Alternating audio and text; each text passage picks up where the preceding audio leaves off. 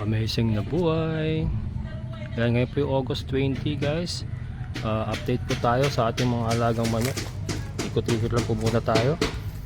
At update ko kayo dun sa sinementong kulungan ng baboy. Yan. So ito po yung ating mga kabir rooster. Kasalukuyan pong namamahinga yung karamihan po sa ating breeders. Kasi lugon. Yan, ito po yung ating pure Rhode Island rooster na si Kenny the Roger. Yung isa ay nandun sa mga pato, doon natin kinulong kasi wala na tayong area para sa ating mga kulungan. Then ito po yung ating mga Rhode Island hens. So pinull out natin sila sa breeding pen, and inilagay po natin yung mga kabir hens natin at saka si Bogart. Yan yung trio natin na pure kabir. At sila po kasi yung nangingitlog. Ito po kasi itong mga to ay nagsihintuan sa pag-itlog. At karamihan sa kanila ay lugon. Yan, kita-kita nyo ang papangit ng mga balahibo. Kasalukuyan pong nagpapalit ng balahibo yan. Kaya stop muna tayo sa breeding ng mga Rhode Island cross kabir. And naka-scratch pen lang muna sila dito. Ayan. Kasi yung kanilang kulungan ay ginagamit natin sa ating mga kabir. Yan, o. So currently ang nagbibreed lang po ay yung ating mga kabir. So si Bogart, oh. Yan si Bogart. Yan yung dalawa nating pure kabir. Ito guys, ang ganda sa kabir, oh. Nakita nyo yung likod nila.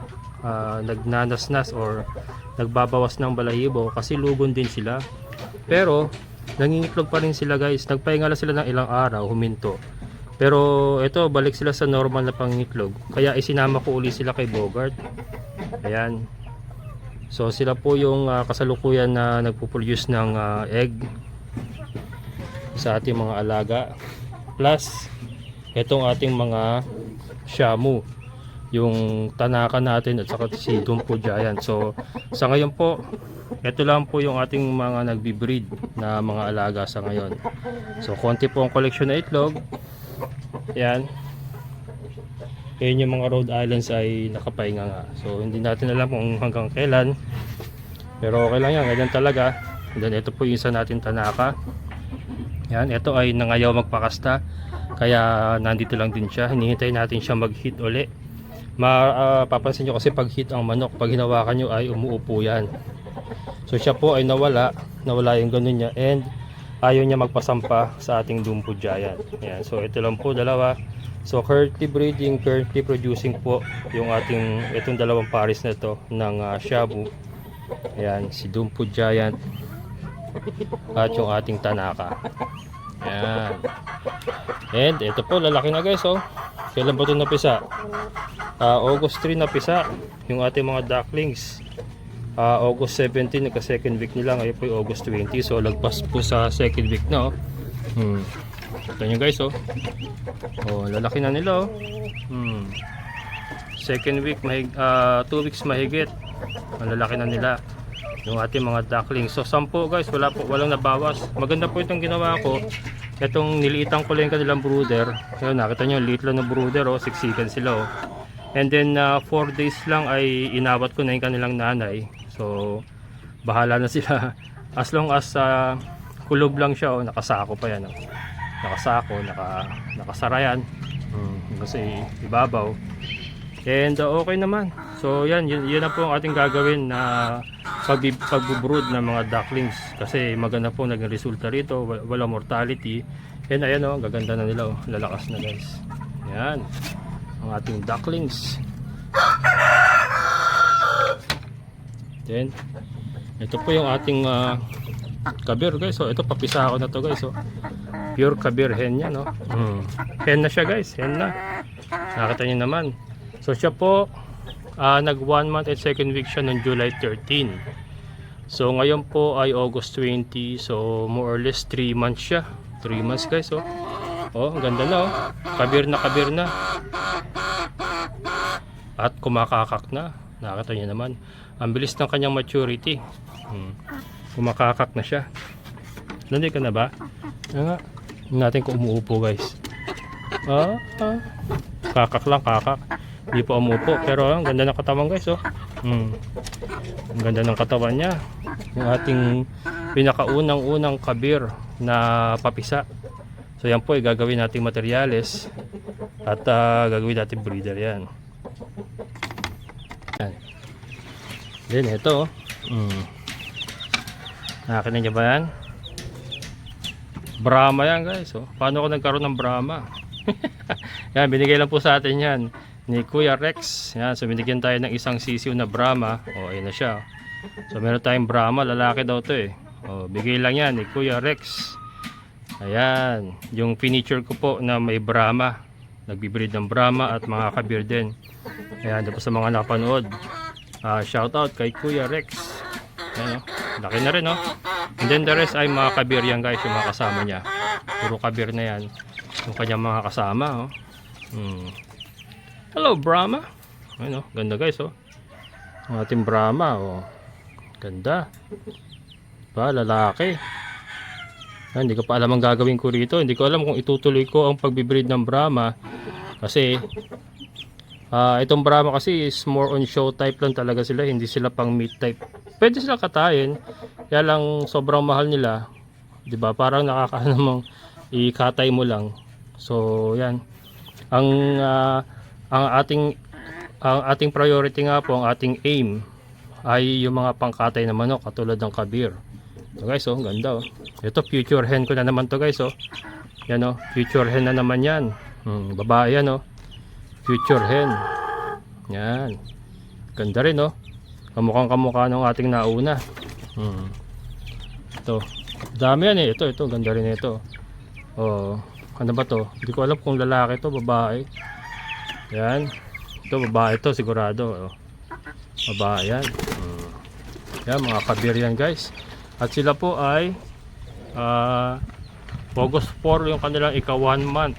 August 4. So ngayon ay August 20. So sila po ay going 2 months. Yan, going 2 months na. Ang galing. Yan.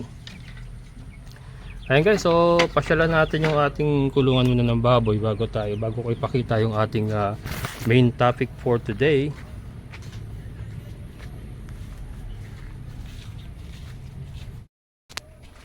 Ayan guys, so pasilip ko lang muna yung kulungan bago natin tignan yung ating main topic. So ito si Connor, ayan. Ito muna siya kasi yung kanyang kulungan ay ito na. Simentado na yan guys. Pati yung mga gilid-gilid ay sinemento nila. Ayan. Ayan, ito yung flooring guys. So simentado na yung kanilang flooring. And then may butas na tayo doon. Ayan. So yan po yung na-testing na. Yung tubig ay umaagos doon sa butas. So walang stagnant water na mangyayari. Yan. So napaka-importante po kasi noon na tumatapon yung tubig palabas para hindi po palaging madumi ang ating mga alaga. Ayan, pag stagnant water po kasi, halimbawa sa gitna o sa gilid, diyan po sila laging iihi, then sila dudumi. So hihigaan nila ng hihigaan nyo, kaya dudumi sila palagi and babaho. So maganda to, ang tubig ay umaagos palabas, ultimano, para yung ihi ay ganun din. Pag umihi sila, ay agos doon sa butas. Ayun. And then palabas na yan guys, palabas na yan. Dito na yan sa ating taniman ng Madre de Agua. Ayan. Yan sila. Yan. Pero kung napapansin nyo, medyo malayo yung ating Madre de Agua. Kasi po masyado mainit po yan pagka bagong labas yung ihi saka yung dumi. Pero yung dumi naman guys ay hindi natin itatapon dyan. Kasi yun po ay dadaspanin natin. And then meron tayong paglalagyan. Meron po tayong isang project na gagawin pa. I hope na ma-execute natin. Mag-aalaga po tayo ng ano tawag doon, night crawlers na bulate para makapagawa tayo ng fertilizer. Ayan. So ito, ayan oh. Nakita niyo yung ating mga baboy, napakaputik na. Pero ilang araw na lang ay ililipat na natin sila. Ayan. Yan po ang kanilang sitwasyon, no?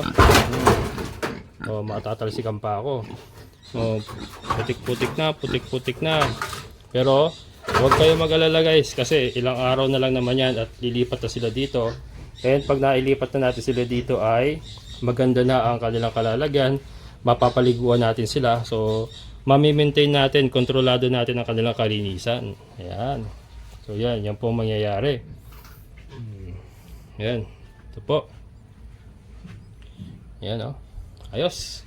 Okay, so alright. So ito ay pintuan na lang kulang. Kasi ay, naano po ako sa yero eh. Parang delikado talaga. Delikado kasi yung yero. Kaya kailangan natin baguhin yan. Gagawin natin kawayan or bakal. Ayan. Pero mas doable yung kawayan. Mas mura kasi yon. Yan. Pero pasasambat magagawa rin natin bakal yan. Ayan, oh. Ito natin mga Muscovy duck. Ayan, napakarami natin naglilimlim na Muscovy duck, guys, oh. Napakarami natin naglilimlim, oh. Isa, dalawa, then meron pa doon, ayun, oh. Ayun, oh. Kulay puti na yon, ayan. And then meron pa tayo dito. Ayan. Yan. Yan. Puro naglilimlim yan, guys. So pag nagpisa yan, napakarami naman natin ducklings. And then I believe meron pa tayo rito. Nakita ko nakaraan nakaupo eh. Yan. Yun. Ayan. So meron pa tayong isa dyan. And ayun, may mga itlog pa. Ito. Ayan, itlog. Ayos. So tuloy-tuloy po ang production ng ating mga ducklings. Yan sila. Yan po yung ating mga ducklings. So natin. Yan. Yan sila. Ito yung isang Cubby rooster. Rhode Island natin na rooster. Ayan. Yan po yung bata nating rooster. Ito muna natin nilagay kasi wala na siyang pwesto ron. Ayan, oh. Guys, naipagsama ko pala yung dalawang barakong Muscovy natin. Ayun, oh. Isang barako. Ayun.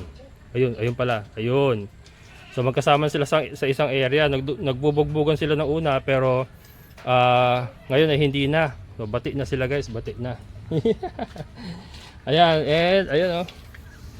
Nakita niyo ba yun, guys? Yung maliit. Yan yung maliit na yan. Yan po yung natira doon sa binenta natin mga Muscovy dati. Hindi ko siya sinama kasi namimilay at maliit siya. So hindi ko na siya isinama. Pero ayan, ay fully recovered na. Ayan, oh. Naka-recover na siya. Ayan na siya, guys. Naka-recover na. And then yung isa naman ay galing kay Cap Freddy. Pinalitan yung isa nating itim na Muscovy duck na babae. Kasi ayoko nga ng may kulay. So pinalitan niya na may puti. Ayan, oh. So yan po, galing kay Cap Freddy Bautista. Shoutout kay Cap Freddy. Yan, tara, guys. May papakita ako sa inyo. Yan, i-update ko kayo sa iba pa po nating alaga. Ito po yung magiging main topic natin for today. Ayan, guys, so ito po yung ating main topic for today. Update po sa ating mga yan. Nakita nyo ba yan? Ito po mga manok na to ay galing sa planetang Bosenia. Ayan. So sila po ay tinatawag na Bosenian chicken. Joke lang. And Dong Tao, guys. Dong Tao chicken. Ayan. So kita nyo ba? Baliktad. Baliktad. Sorry. Pabasahin ko na lang. Kaya sila po ay 3 months noong July 13. July 13. So ngayon ay August 20. So sila po ay nasa 4 months mahigit. Yan. Ang ating mga Dong Tao chicken.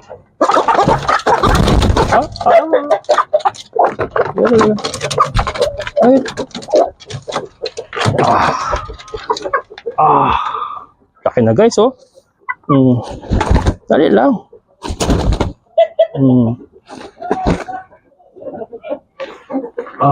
Napakalaki na, guys.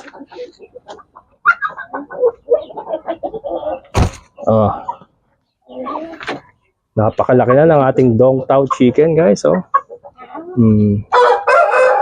Ayan, guys. Nakita niyo ba yan? Can you see the leg?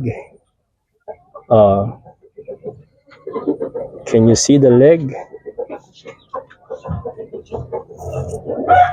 Grabe, oh. Grabe paa niya, guys, oh. Massive ang paa talaga ni Ito nga pala guys, ay papangalanganan natin. Yan, tingin ka sa camera. Bibigyan ka ng pangalan. Yan. Guys. Dali, tingin sa pangalan. Tingin ka sa camera. Oh.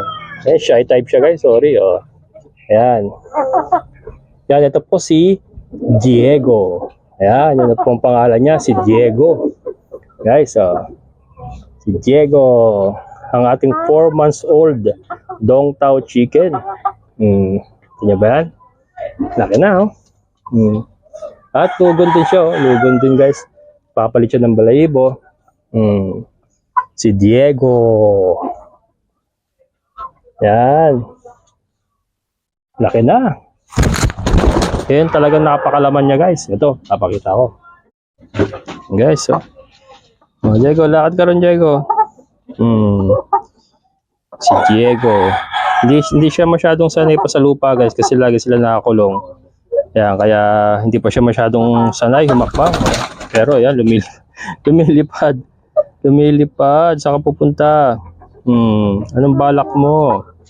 Ano, guys, si Diego. Diego. Yan, napakaganda, guys. Napakaganda. Hindi ko pa ito masyadong nabomba talaga sa mga vitamins, guys, kasi wrong timing ang pagkakakuha natin sa kanya. Medyo alanganin po ang ating budget. So yung mga vitamins like tiki-tiki, yung mga multivitamins ay hindi natin masyadong naibigay kila Diego. At hindi natin sila masyadong naalagaan ng maayos. Pero nagpapasalamat ako at napalakit po natin ng maayos din yung ating mga Dong Tao chicken. Ayan, oh. And ito nga ay tumitilaok na. So nagbibinata na siya. Ayan, oh. Ito yung pa, guys, oh. Ito yung daliri ko. Nakita yung daliri ko. Oh, mas malaki pa sa daliri ko. Mas malaki pa sa yung lalaki ko, yung kanyang paa. Yan po. Yan po ang paa. Yan po ang paa ng Dong Tao. Aking daliri. Yan. Aking daliri na may patay na kuko. Ayan, Diego. Si Diego, guys. Ayan. Kunin natin si itong isa, papangalanganan din natin.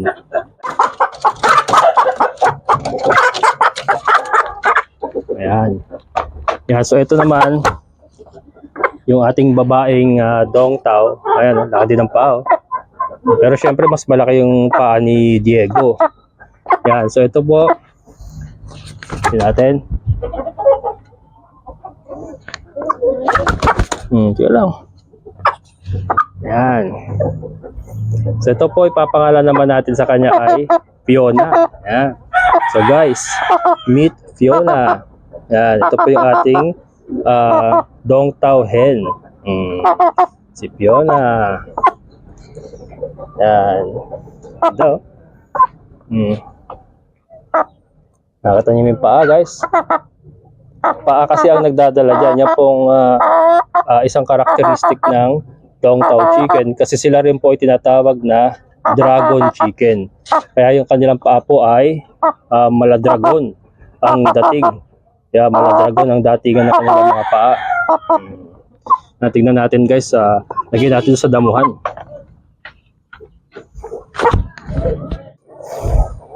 Yan. Yan na sila. So yan po itsura ng Yan po itsura ng Dong Tao pagka sila po ay nasa free range. Nakita niyo naman, no? Ibang-iba. So pag may nakakita sa kanila ay ibang-iba ang kanilang itsura sa normal na manok. Yan. So doon po sa hindi nakakaalam, ito po ay manok ng Vietnam. Sila po ay dinevelop at breed exclusively para sa royal family nung unang araw. Sila po ay na-develop sa Dong Tao village. Kaya po ipinangalan po sa kanila ang Dong Tao. Yan, doon po sila binibreed at pinaparami ng araw para po ipakain sa royal family. Yan, Dong Tao. Matikas na yung ating hen, no? Yan, no? Hindi kasi sila sanay talaga. So kailangan siguro nito pinapaarawan ko, binababa ko sa lupa. Kasi sa tanang buhay nila ay ngayon pa lang sila nakababa sa lupa. Yan. Pero ayusin natin, mag-allocate ako ng area para sa kanila para sila po ay magkaroon ng ranging area kahit maliit lang. Para po sila ay nakakalakad at nakapag-exercise. Pero yun nga, ang importante ay napalaki natin sila ng ganito. Ayan. Nung una kaya ayaw kong magpakawalan kasi nga sobrang ingat na ingat ako at medyo mahal po kanilang presyo. Kaya hindi po natin sila ibinababa. Pero ngayon, na sila ay malalaki na, po pwede na itong i-range. So gagawa natin sila ng area. Ayan. Dong Tao Chicken. Ganun pa oh.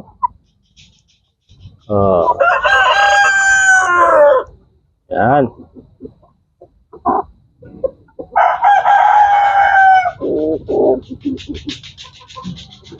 Sigurado ako na matibay na to kasi 4 months na nga and ganyan na sila kalalaki.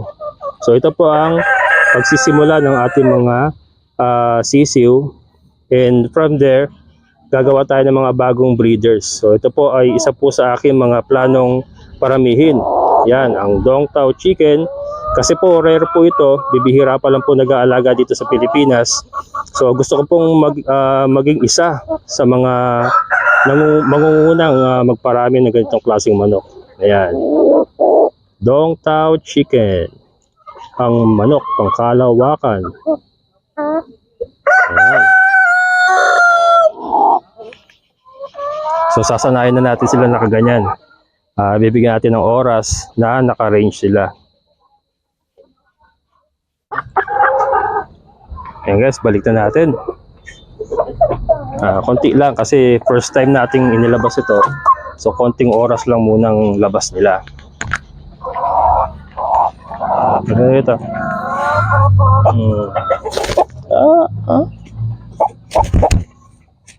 Ito. Wow. Yan. Okay guys.